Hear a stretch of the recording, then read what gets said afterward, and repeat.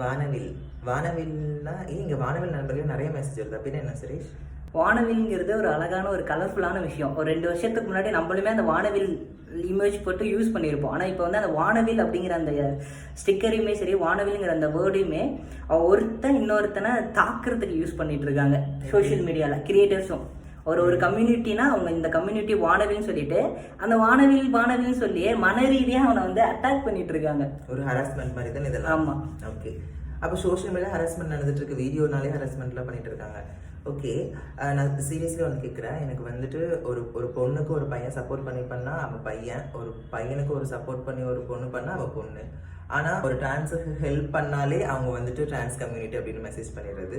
அது ஏன்னு எனக்கு தெரியல. ஒருத்தவங்க வந்துட்டு வளர்றாங்க, ஒருத்தவங்களுக்கு வந்துட்டு ஒரு நல்ல விஷயத்துக்காக வளர்ந்துட்டு இருக்காங்கன்னு ஒரு பேக் போனாக இருக்கிற பட்சத்தில் ஏன் அவங்கள வந்துட்டு அந்த எல்ஜிபிடிக்யூன்ட்டு தேவையில்லாமல் அதுக்குள்ளே திணிக்கிறீங்க? இல்லை ஃபெமினிசம் சப்போர்ட் பண்ணி பேசினாலே அவங்க வந்துட்டு இவங்களை பிடிக்காதே, அவங்களுக்கு வந்து பசங்களை பிடிக்காதே, அவங்களுக்கு பொண்ணுங்களை பிடிக்காது. இங்கே பசங்களை பிடிக்கிறது பொண்ணுங்களை பிடிக்கிறது மேட்ரே இல்லை.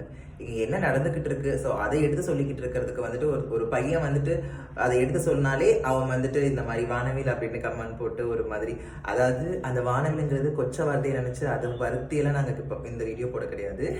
ஆனால் அதை பற்றின தெரியாமல் புரிதல் இல்லாமல் அது தப்பான எண்ணத்தில் போடுறவங்களுக்கு மட்டும்தான் இந்த பதிவு.